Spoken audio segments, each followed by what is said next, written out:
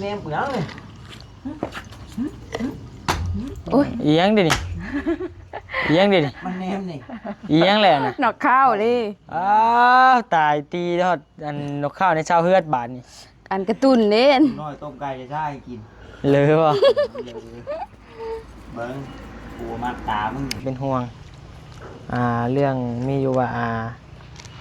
ได้ยินในคลิปบอลลี่ว่าน้องน้อยยังเจ็บอยู่บ่หั่นน่ะเรื่องบ่ลุงบ่ยัง อันข้าหาย่างโดนนี่มันก็เจ็บหาย่างตลอดเด้แบบ ย่างเมื่อยๆนี่บ่ โดยมันก็ เจ็บบ่ใดเบิ่ง เจ็บ น่ะ อยู่นี่บนเก่า โอ้ มัน ยแนวมันหน่อยเอ้ย อ๋อมันก็เจ็บบนเก่ามันได้แหละ บ่หากแต่ว่าอ้ายย่างก็เจ็บช่วงคือกันมันเมื่อยเป็นลำย่างจักแล้แต่ว่าแม่เพิ่นว่าอยากให้ไปกวดเบิ่งหั่นน่ะแต่ว่ามันบ่ปกติอยู่แล้วเดือนหนึงออก2เทื่อนะ เฮาเดือนก็2เดือนก็3นั่นมันบ่ปกติน่ะอ้ายมีงบหยังนี่เจ้าสิไปบ่ไปกวดเบิ่งอีกเทื่อนึงนะ โดยแล้วก็ไปอยู่ อ้ายว่ามันบ่ปกติแม่เพิ่นก็ว่าบ่ปกติ โดย เพราะว่า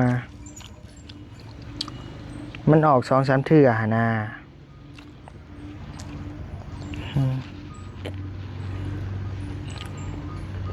บ่ปกติอยู่หันย่างเลยจังเจ็บติถ้าบ่ย่างก็บ่เจ็บ บ่ถ้าหาย่างคือน้องเงิน สิไป นี่ รักเติมอยู่ปั๊บนี่มันโอเคกว่า มันได้หลายกว่าเต็มอยู่ปั๊บ แม่นเด้ ไปเติมน้ำเบียร์น้ำเบื่อนะโอ้ย 43,000น้อยเดียวนึงกระตุกกินน้ำเจ้านี่บ่เต็ม ปกติ บ่ เพิ่นก็บ่ได้บอก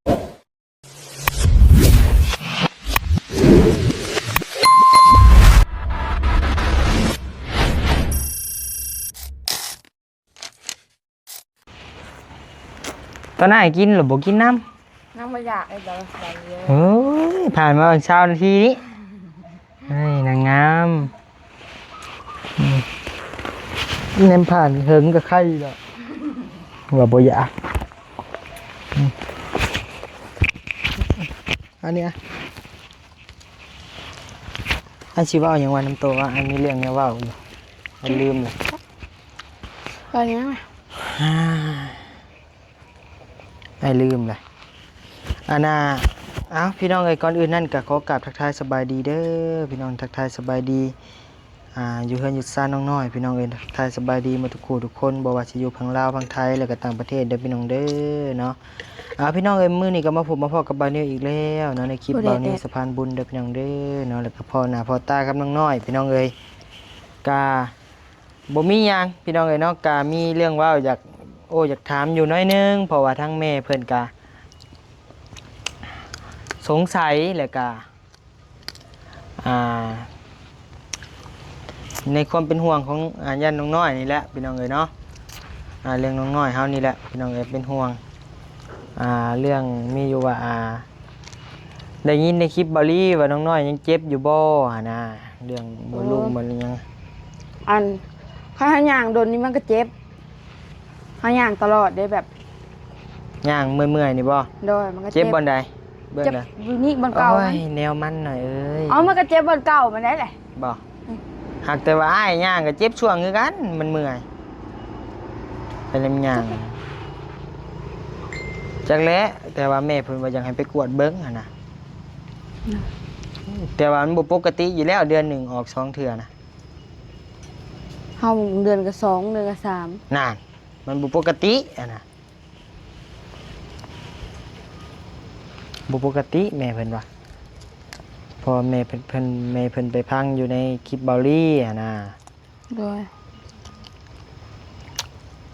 มันบ่ปกติแล้วมันออกแบบนั้นน่ะแล้วว่าอยากให้พาไปกวดเบิ่งหั่นน่ะ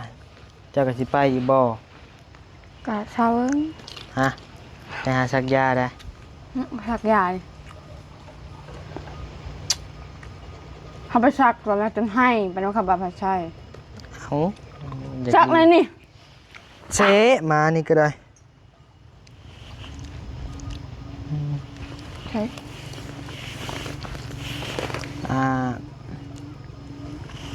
เบิ่งหาในตั้งกล้องก่อน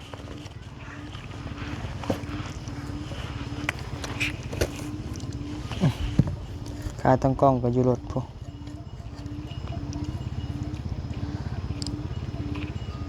ไผมาหน่อย ก็ออกจ้ะ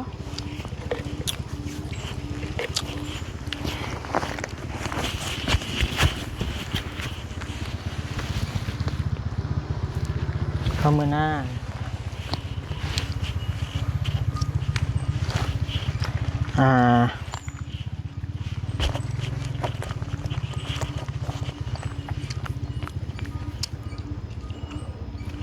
อันถ้าว่าอ้ายมีงบหยังนี่เจ้าสิไปบ่ไปกวดเบิ่งอีกเทื่อนึงอะนะ ได้จะไปอยู่ อ้ายว่ามันบ่ปกติแม่เพิ่นก็ว่าบ่ปกติ ได้ เพราะว่ามันออก2-3เทื่อหั่นน่ะ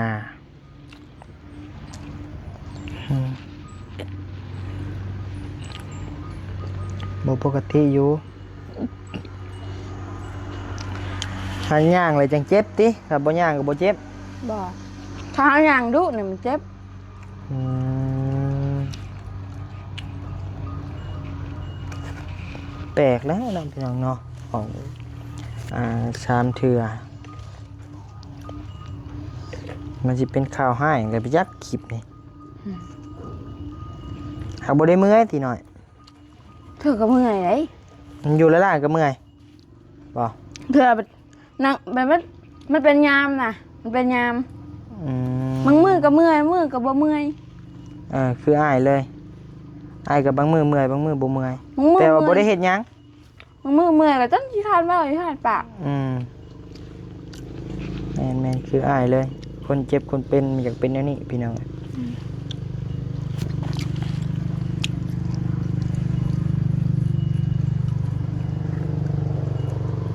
แม่พรพันธ์นั่นแหละเราถาม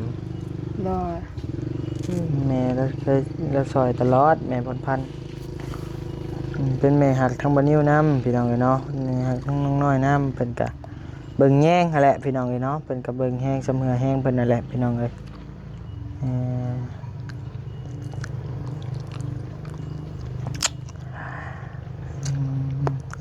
กินแซ่บอยู่บ่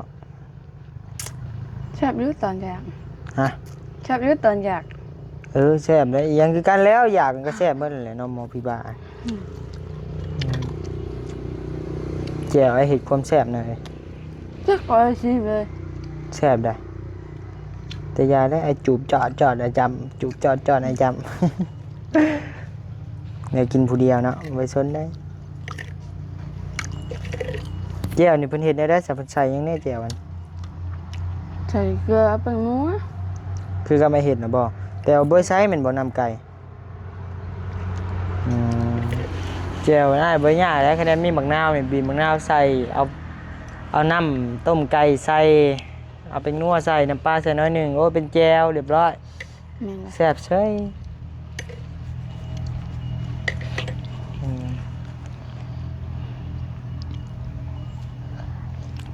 โอ้เสียงนกห้องดังแถวนี้เนาะ นอกลายเด้อ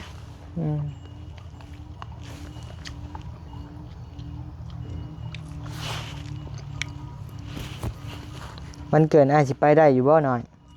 ก็บ่ฮู้คือกัน ขี่รถไปเองนะ ใส่น้องผมก็ใกล้ยังว่าใคร คือเดี๋ยวไอ้มานี่ไอ้กะขี่รถเมื่อพร้อมกันหั่นนะคะแนนว่าอยากไปคะแนนว่าบ่อยากไปแล้วก็ยาแล้วแต่โตยันว่าอยากไปดินน้ำอ้ายๆเพิ่น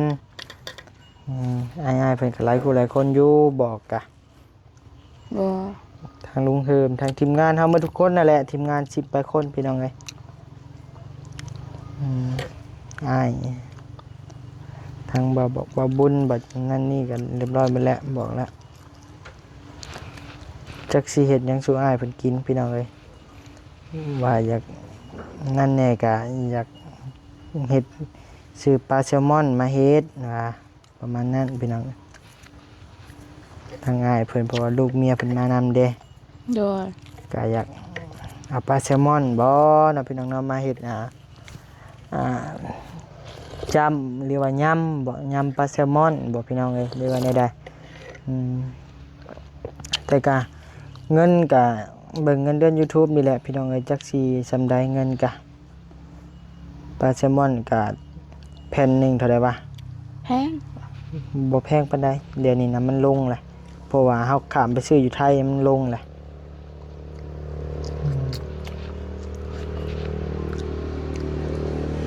ปลาแซลมอนโตละล้านบ่โตละล้านปลาย โอ้ นี่นะ โลละล้าน โตละ โอ้ โลหนึงมีแต่ 2-3 แสนนึงโลหนึงนะ ตัวใหญ่บ่จำบ่ โอ้ใหญ่แล้วชำบล็อกเจ้าชำบล็อกเจ้า2ก้อนเรียนกัน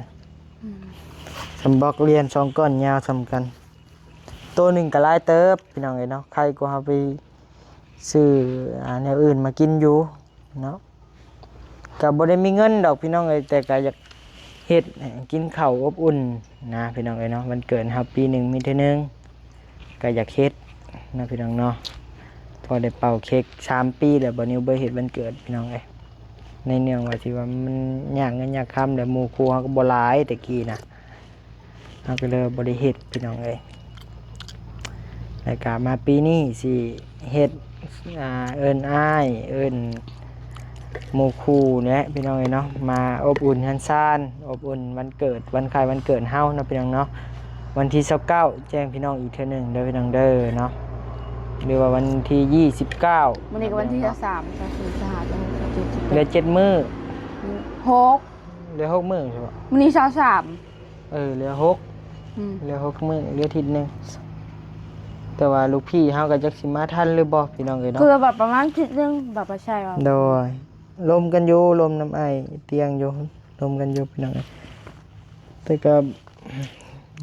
อายเพิ่นก็ว่าสิพยายามให้มันทันอยากเฮ็ดเฮือนมันแล้วแล้วก็สิพยายามลงมาแล้วอะ โดย แต่ก็พังเบิ่งในมันผิดพลาดหยังก็บ่ว่ากันแล้วว่ากับบ่ได้ว่าดอกบ่ได้ว่า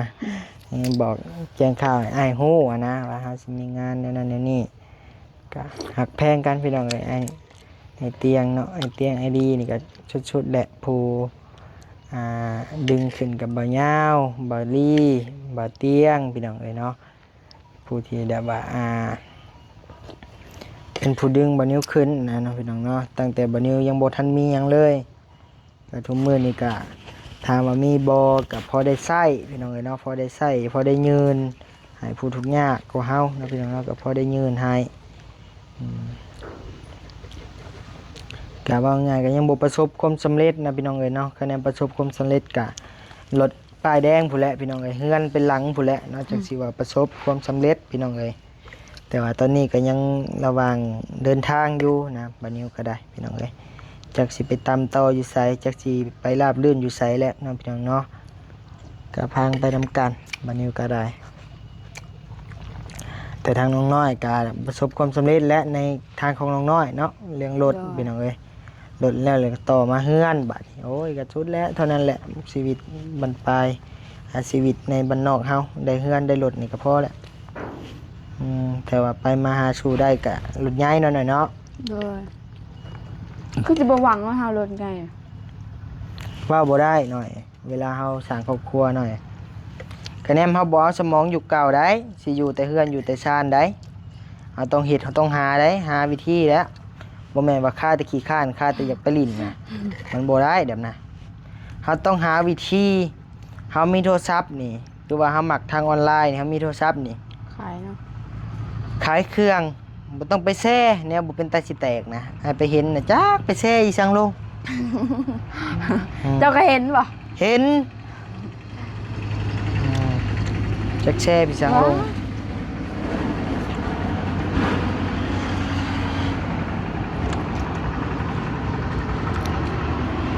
ต้องเฮาลิ้นมันเฮาต้องเก่งกว่ามันนะโทรศัพท์นี่บ่ต้องให้มันเก่งกว่าเฮา เลย คืออ้ายนี่ลิ้นโทรศัพท์นี่เด้อ้ายถ่ายคลิปก็พอได้เก็บเงินกะ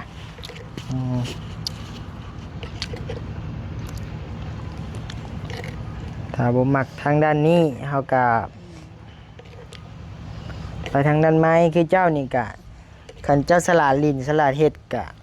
จะสร้างช่อง YouTube ขึ้นมาก็สิได้นะแต่ว่าให้ถามเจ้าจะก็บ่ค่อยมักปานใดแม่นบ่ หมักอยู่ มักแล้วบ่บัดนี้ บ่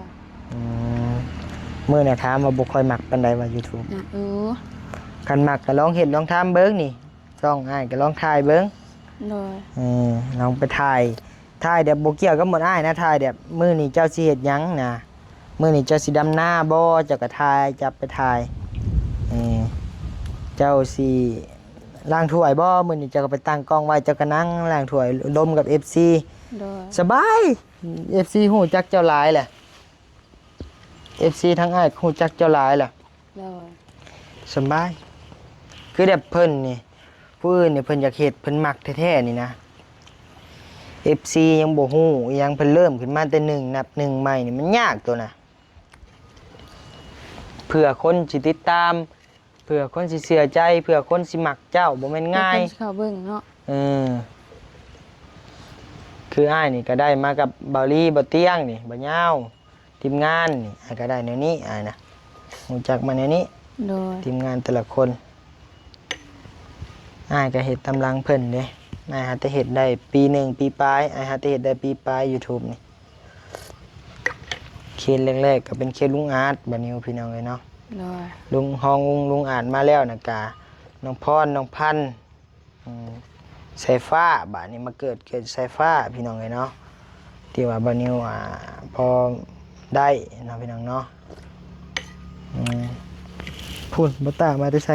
ใช่ พูด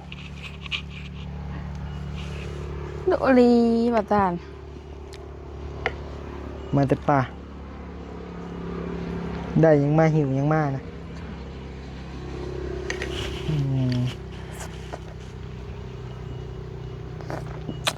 กันนี้แหละพี่น้องเอ้ยเนาะกะช้อนน้องเพิ่นไว้อะนะช้อนไว้จังน้อยใหญ่แหละบ่กล้าช้อนได้พี่น้องเอ้ยเนาะน้องเพิ่นกับพ่อเพิ่นเลยดอกตอนนี้ยังน้อยอยู่ใช้ยังตู้มุทุดไปขี่กะฟังเพลงบ่บาด ตัวหมักนม คนมักม่วน งานแล้วไปกี่นะก็พรว่ะตอนนั้นกินข้าวอีกค่ะ กินให้อะไรนะน้องน้อย มื้อคืนนำบ่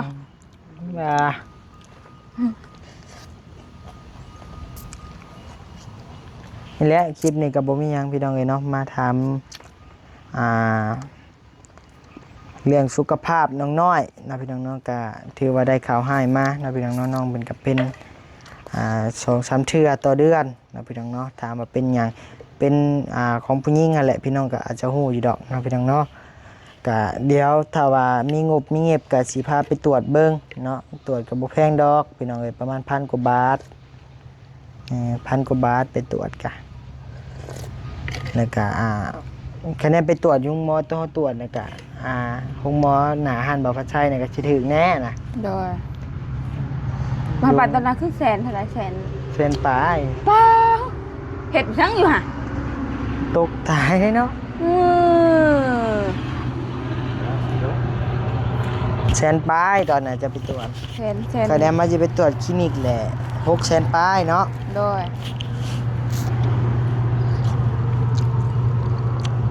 ในการมาเรื่องสอนน้องน้อยพี่น้องสอนเรื่องหาเงินหาค่ำกินนี่ก็ได้ โดย กินให้มันอิ่มไว้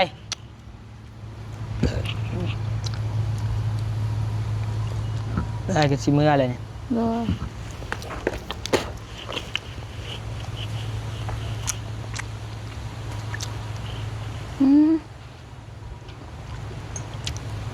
มานเนี่ยมาลีนการมาลีนการมานวะ มาอาหารคนเด้ มานอาหารคนบ่อยนะมาน มา ของ หา ป่า กิน บ่ ทำป่าเด้นี่ดิลูกมาก็มาดิ ลูกมันวะมันไปชวนลูกมันมาเลย มื้อละ2-3ตัวพุ่นมาเป็นฝูงอ่ะ เมื่อบ่ตา งอยเงาเนาะน้อยกับ ยาพอเฮาล่ะ ไปเฮียนขับรถเดี๋ยวหน่อยเด้อ โดย สิเข้าหน้าก่อนบ่สิเข้าไปส่งยาก่อนบ่ บ่แล้วน้ำมันตกขี้แดง ไปเติมโดกันนี่ขี่ไปนี่ขี่ไปบ้านนี่ อยู่อันนั้นน่ะบ่ ปั๊มน้ำมันนะ นะมันให้หอดเราเห็นครับเลยบนโค้ง นี่นะใกล้ๆเนี่ยประมาณ อยู่น้องเงิน 10 ไปลักเดินอยู่ปั๊มมันโอเคกว่า มันได้หลายกว่าเต็มอยู่ปั๊ม แม่นเลย